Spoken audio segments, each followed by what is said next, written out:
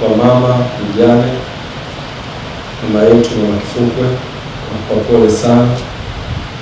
Nichukue fursa hii pia kutoa pole kwa familia nzima, watoto, mzee wetu Mzee Kifukwe, ndugu jamaa katika familia, lakini pia nitoe pole kwa wanachama, mashabiki na wapenzi wa klabu ya Young Africans ambao wanaopokea msiba huu kama sehemu ya msiba mkubwa wa familia yao, lakini kwa kipekee pia wapenda michezo kutoka vilabu, ikianza na klabu ya Simba na klabu mbalimbali ambao pia ni sehemu ya familia ya mzee wetu Mzee Kifukwe.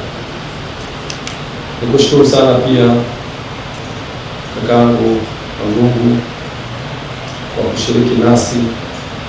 Nilikupigia simu siku ya jana kueleza kuhusu msiba.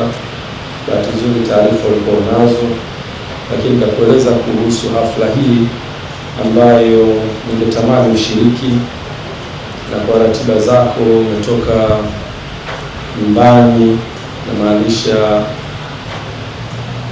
Mangungu jana alikuwa kule. Sasa mweza Mangungu, una shughuli gani huko? Timu inacheza Mwanza. Akaba kuna mambo kidogo tunafanya.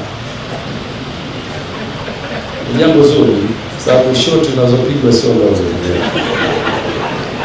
Hakikisha unakuwa imara. Na hao watu hawakufahamu vizuri. Mimi nakujua. Usiache kwenda kwa nyumbani. Kwa hiyo Mheshimiwa Mangungu amesafiri kutoka nyumbani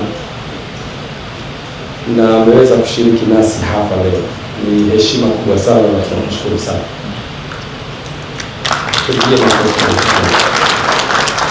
Aidha, tunashukuru pia watu wote ambao wameacha shughuli zao na kuja kushiriki nasi hapa.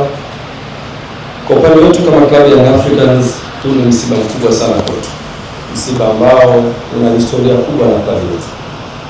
Mzee Kifukwe, ukiachilia mbali kwa mwanachama, ameshakuwa mfadhili wa klabu yetu. Ametumia fedha nyingi sana kwa ajili ya klabu hii.